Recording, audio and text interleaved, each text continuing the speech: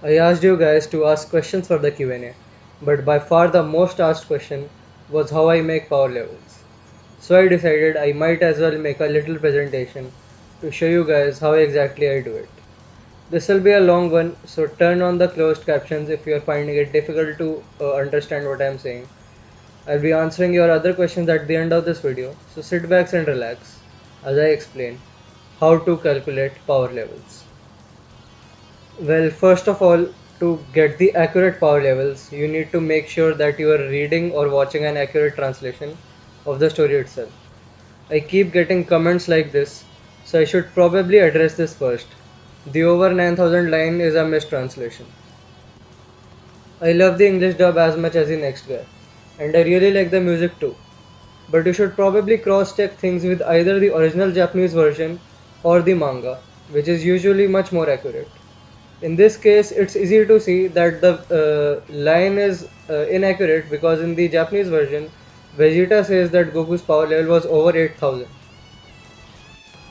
With that out of the way, let's look at some official power levels. Kui had a power level of 18,000, the same as Vegeta on Earth, while Vegeta, after powering up, had a power level of 24,000 on Namek. We can also see Dodoria and Zarbon's power levels from Daizenshu 7. Now the important part about these three is that we see Vegeta fight all of them, and Vegeta has varying levels of difficulty against all of them.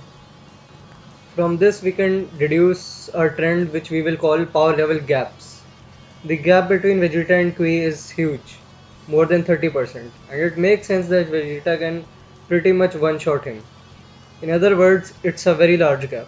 With Dodoria, Vegeta seems visibly more strained, and it makes sense because the gap in their strength is less than 10%, but it's still a clear advantage. We can say it's a medium gap.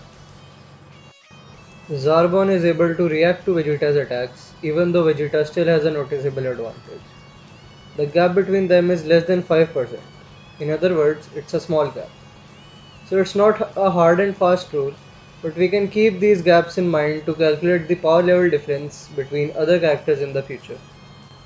But now, if you're familiar with the official power levels, you might be asking, what about the gap between Frieza and Super Saiyan Goku and Namek?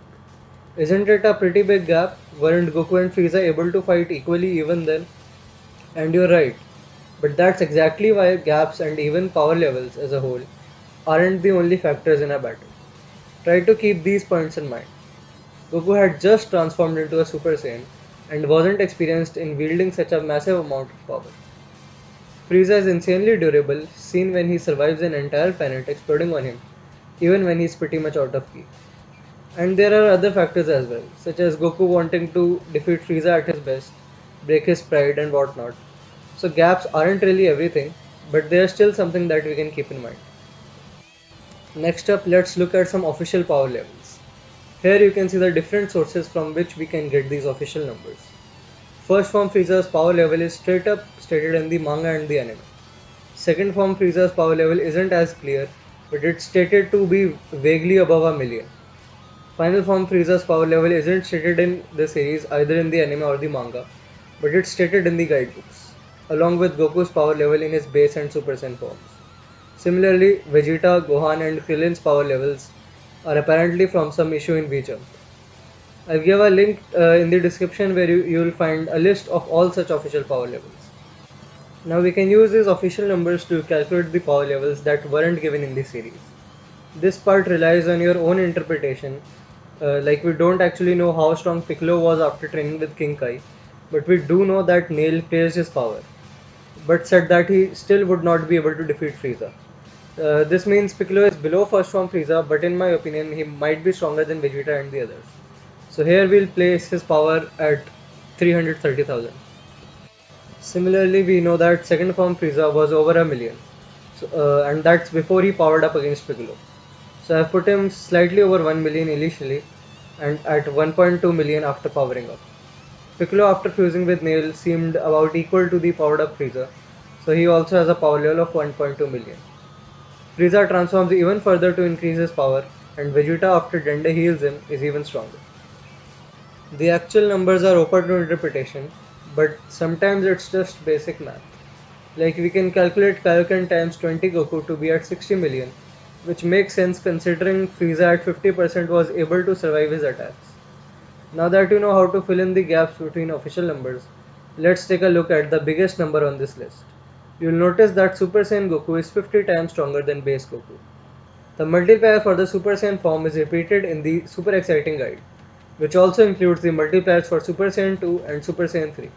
Super Saiyan is 50 times base, Super Saiyan 2 is twice as strong as Super Saiyan, and Super Saiyan 3 is stated to be 4 times as strong as Super Saiyan 2. Whether you agree or disagree with these multipliers, they are the official ones. I think they make sense, so mostly everyone uses these to calculate power levels. So now that you know about all the official power levels, you might notice that the Saiyans get a lot stronger after recovering from a near-death state. This attribute is commonly called a Zenkai boost. You might be wondering, gee, Goku's sure got dozens of times stronger on Namek. He's probably in the billions after his fight with Frieza. But I'll need to tell you something. Zenkai boost stopped being a thing after Frieza, or at least they became negligible. So Goku won't be getting hundreds of times stronger just by recovering from the battle with Frieza, and he won't be making the same insane gains without the appropriate training. This fact has not only been stated in Daizenshu 7's Power Level Guide, but it's also repeated in the Dragon Ball Super manga. Of course, there are still other characters that get Zenkai boosts like Perfect Cell and Goku Black, but they are the exceptions, not the rule. For Goku and Vegeta, Zenkai boosts are pretty much negligible, so you don't need to give them a higher power level each time they get beaten down and eat a Senzu bean. With Zenkais out of the way, the other way of increasing your power level is through training.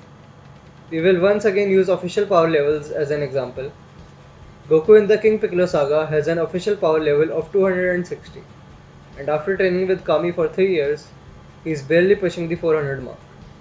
In other words, intense training for 3 years only made him around 60% stronger. This might give the impression that Goku doesn't grow much stronger by regular training, and that's exactly right. Goku doesn't grow much stronger by regular training. The method of training is also a huge factor. Regular training might not help Goku much, but training with King Kai is equivalent to training for thousands of years. So it makes sense that even in 5 months, Goku is not only able to grow around 20 times stronger, but also learn the Kaioken and the Spirit Bomb and has enough time to spare for King Kai's jokes as well. In fact, we have a clear example showing how the method of training matters much more than the duration of the training. And that example is Gohan. Future Gohan had all the time in the world to train, yet he didn't have the resources nor a strong enough sparring partner. While present Gohan was able to train in the time chamber with Goku, and thus was able to get much stronger than future Gohan in a single year. Conversely, no matter how superior the method of training, it still has a limit. Goku at the beginning of Dragon Ball had a lot of room to grow, and was thus able to grow many times stronger just by training with Master Roshi and Korin and spend some time training on his own over the span of roughly 4 years. But that same Goku couldn't get the same gains by training with Kami. Even though training with Kami was supposed to be a much better method of training, this shows that training has a limit, and Goku won't be getting many times stronger each time he gives King Kai a visit. So now that we know how big even a small difference of power levels can be from Vegeta's example, and how regular training won't make Goku much stronger, keeping this in mind along with the fact that Zenkai boosts don't exist anymore, how much stronger do you think Goku got by the time he returned to Earth from Yardrat? In my opinion, in terms of power levels, he got around 5% stronger. This might seem like a small difference at first glance, but keep in mind that it's the same as the gap between Vegeta and Zarbon. But even then, if you think this is a very small gap, consider the following. Goku stays on Yardrat for roughly a year, where he spends time recovering from the battle with Frieza without any Senzu beans or a healing chamber to fix him up. Then he spends time communicating with the people of Yardrat and learning instant transmission from them. Finally, he also learns about Super Saiyan as much as he can, to the point that by the time he meets Trunks, he can transform comfortably to a Super Saiyan just like him. Considering all of this, I don't think he would have much time to make any massive gains. And honestly, he doesn't need to. He's already a much better fighter than before, now that he knows instant transmission and has a better mastery of Super Saiyan. Even if he has better spirit control, there is no reason for him to suddenly just double his power level. It's a conservative estimate, but an increase of 4% is just fine. So let's look at the other fighters now. Honestly, you could give Vegeta better gains than Goku, since he was more focused on building power than learning new techniques. So while he also spent time looking for Goku in space, a moderate increase from 2.5 million to 2.7 million seems good to me. As for Frieza, he is much more open to interpretation.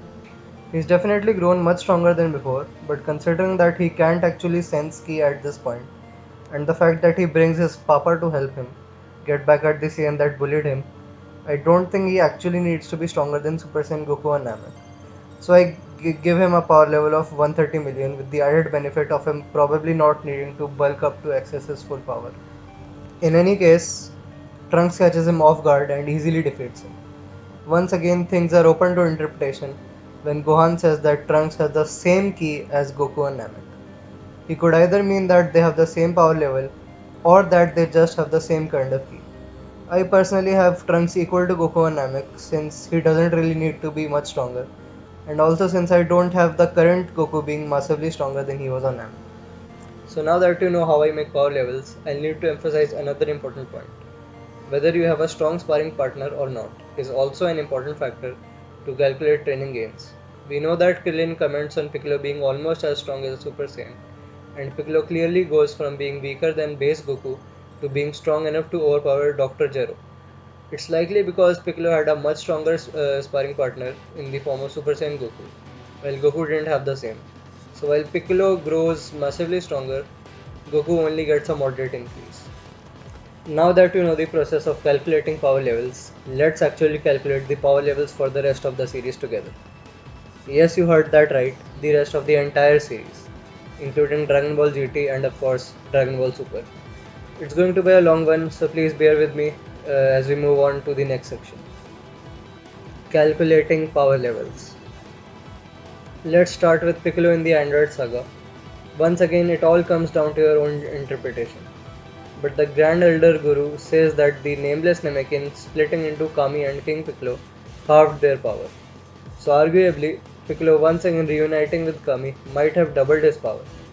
I don't see a problem with this, so these are my numbers for Piccolo. It works with my levels for the other characters as well. Goku is moderately stronger than Piccolo, Vegeta is stronger than Goku but not by a noticeable margin, since Piccolo thinks that Vegeta has surpassed Goku but he is not sure. Android 18 on the other hand has an overwhelming advantage over Vegeta. I have the gap between them being equal to the same massive gap between Vegeta and Kui on Namek. Android 17 is on the same level as 18, but he is confident in stating that he is the stronger of the two. And 18 doesn't really refute his statement, so it's probably a noticeable gap. Piccolo after fusing with Kami is roughly equal to 17. He might have a slight advantage in power, but 17's infinite stamina makes up for it. Next up, when Cell shows up for the first time, he's pretty much on the same level as weighted Piccolo. But after absorbing a lot of humans, he easily tanks a full powered Piccolo's Light Grenade. The gap between Cell and Piccolo at this point is humongous, but 16 is roughly on the same level as Cell and has the benefit of his infinite stamina. The gap between weighted Piccolo and full power Piccolo is the same as it was in the Reddit saga. When Cell absorbs 17, he becomes much stronger, enough to take a punch from 16 to the face.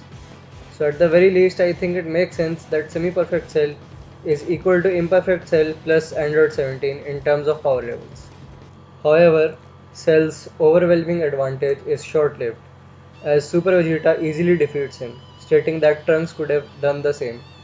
Once again, there is a huge gap between Cell and the Saiyans, but after Goku comes out of the time chamber, he surprises Vegeta and Trunks with only half of his full power, stating that he has become a lot stronger than them. Moving on to the Cell games, Goku is already outclassed by his son Gohan, who is shown to be even stronger than his father.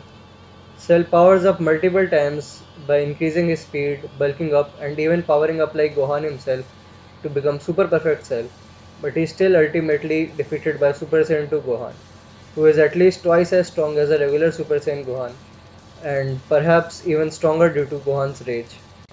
By the time of the Buu saga, Daizenshu 2 states that Gohan's power doesn't change after 7 years, but then later says that high school era Super Saiyan 2 Gohan's power level is not the same as when he defeated Cell. So let's just say that his power level is now approximately 5 billion. Gohan's energy, this power level of 5 billion, is almost half the energy required to revive Boo. Now once again, whether Boo is actually this strong or not is open to interpretation, but I don't see an issue with it. So judging from how badly Boo beats Gohan, it makes sense to me that Fat Boo is twice as strong as Super Saiyan 2 Gohan. This is also perfectly in line with Boo being much stronger than a Super Saiyan 2, but still being weak enough that Goku says he could have defeated Boo with Super Saiyan 3, even with Boo's insane regeneration. Boo then goes on to split his power into two halves, Good Boo and Evil Boo. Evil Boo takes the majority of Fat Boo's power and easily defeats his other half. Good Boo should still be on Super Saiyan 2's level though, and with his regeneration, he would still give any Super Saiyan 2 a tough fight. Now, I still haven't finished my Kid Buu saga power levels as I make this video, so I'll be skipping over the entire Super Buu vs Kid Buu debate. Instead, let's jump over to Dragon Ball GT's General Rildo. Goku says the General's ki is even higher than Majin Buu, but he doesn't mention which form of Buu he's referring to. Honestly, it's vague enough that I can see an argument for any form of Buu, but I'll give a lowball estimate and say that he's referring to Good Buu, who is the only form of Buu that still exists. Goku himself starts off as being not too much stronger than Trunks, who doesn't seem to be much stronger than before, but by the time he fights the general, he is already strong enough to defeat the Sigma Force in his base form while not even using half of his full power. The general himself is on par with Goku but seems to clearly be on the losing end before transforming. Piggybacking from the previous scale, Goku shows some pretty massive growth throughout GT, which makes sense considering the writer's statement about Goku being reverted back into a child for the purpose of depicting growth. Taking that into consideration, it makes sense that Goku would go from being weaker than Majub even as a Super Saiyan 3 to being arguably stronger than him in the Super 17 saga just as a regular Super Saiyan. By the end of GT, things get pretty straightforward. I don't see a problem with the age-old fan-made 4000 times multiplier for Super Saiyan 4, so it's the multiplier I use. Sin Shenron initially is stronger than Super Saiyan 4 Goku and then powers up into Omega Shenron to become 10 times stronger. Moving on from GT to Super, I won't be debating Super Saiyan 4 Gogeta versus Super Saiyan God Goku, but by feats alone it seems pretty obvious that Super Saiyan God Goku is stronger than Omega Shenron. It's further supported by Dragon Ball Z Extreme Butoden story mode where Super Saiyan God Goku defeats Omega Shenron. So now let's move to the realm of the gods.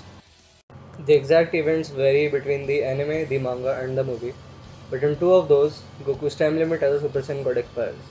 Yet he is not much weaker as a regular Super Saiyan. The 50 times multiplier from base to Super Saiyan would probably still apply, and thus base Goku with God Essence would be roughly 50 to 100 times weaker than Super Saiyan God Goku. But Goku is eventually able to surpass Super Saiyan God by adapting to Beerus and going beyond his limits. Now we don't have an official multiplier for Super Saiyan God, but we can obtain a conservative estimate from what information we have. Goku doesn't think fusion will work against Beerus, yet Super Saiyan God is an unimaginable realm of power to him. Vegeta, going by what we see in Dragon Ball Z's Fusion Saga, would be stronger than Super Saiyan 3 even in his base form. So that's our 400 times multiplier. And so Super Vegito, who should be 50 times stronger than base Vegito, would at least be 20,000 times stronger than base Goku or Vegeta. And by virtue of being stronger than Super Vegito, Super Saiyan God would also be at least 20,000 times stronger than base. So of course the actual multiplier could be much higher, but there is no way to accurately assess that. So I'll be using the 20,000 times multiplier for Super Saiyan God. Moving on to the next transformation, Super Saiyan Blue is shown to be stronger than Super Saiyan God, but initially in the manga, 10% Super Saiyan Blue is shown to be weaker than Super Saiyan God. So I think Super Saiyan Blue being 5 times as strong as Super Saiyan God initially works perfectly. Now before we move on to the next arc, a quick reminder that Goku and Vegeta don't get much stronger just by training. Vegeta mentions that even training for 3 years in the time chamber with each other as sparring partners wouldn't increase his and Goku's power by a large margin. That being said, they can still adapt to stronger opponents, as said by Toriyama in an interview, so they can still go stronger in other ways, which is exactly what they do in the future Trunks saga. In the anime, Goku, Vegeta and Goku Black increase their strength in their blue and rosé forms respectively by harnessing their anger. While in the manga, Goku condenses his ki and attains the complete Super Saiyan Blue form. In both the versions, they grow massively stronger. In the anime, Goku is able to defeat a stronger hit against whom he required a Kaioken times 10 previously. So in my opinion, I think it seems perfect to me that they grew around 10 times stronger in both versions. Next, let's talk about fusion again, except this time Vegito seems to be a lot more impressive than before. In fact, base Vegito seems more impressive than initial Super Saiyan Blue Goku, as he casually destroys over half of Mars Zamasu's body in a single attack. Then using our previously estimated multipliers, Super Saiyan God Vegito gets the same 20,000 times boost, and Vegito Blue at full power would be 50 times stronger than even that. Now that we have calculated Vegito Blue's power level, we can estimate Beerus's power based on the statements of Vegito Blue rivaling Beerus. After this, it's mostly open to interpretation, whether you think Jiren is stronger than Broly, or whether you think Vegeta is stronger than Gogeta, etc. So you already know how to make power levels now, so it should be simple to give these guys your own numbers according to your own opinion. When it comes to calculating power levels, that's all. Now a lot of you were also asking me this question, so I'll teach you how to make the actual power level videos as well. Making power level videos. The video is already over 20 minutes long, so I won't spend too much time on this. But basically I use Windows Movie Maker for my main videos and Microsoft PowerPoint for the bar graph type videos. If you need an alternative, you can use either Power Director or Keynote. I'll teach you how to use Movie Maker since it's the simplest, but you can easily figure out how to make videos on the other softwares as well. The first step is to select the image of a character from your device. You can either download the images from somewhere else or just use a screenshot from the actual episodes. Follow this up by adding text to your image, like the name of the character and the power level that you've calculated. You can use whatever font settings you want, it's up to you. After repeating this process for all the characters in the video, you can add music to it and finally save the movie with your preferred settings and wait for the video to generate. After that, uploading the video to YouTube is simple. Now we can finally move on to the main Q&A part of this video. I've tried my best to answer most of your other questions, so let's take a look at them.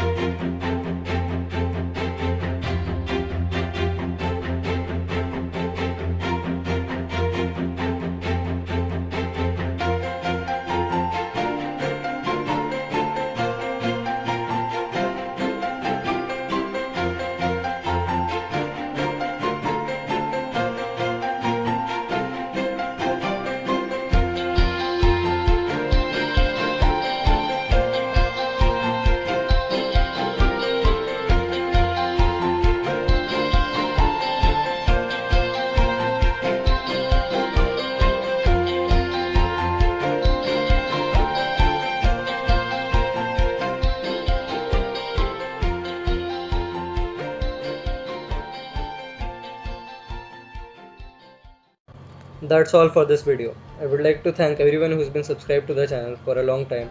You know who you are. I really do appreciate the support. Even those people that have just recently stumbled upon the channel, I hope you enjoy the content, and I'll see you all in the next video.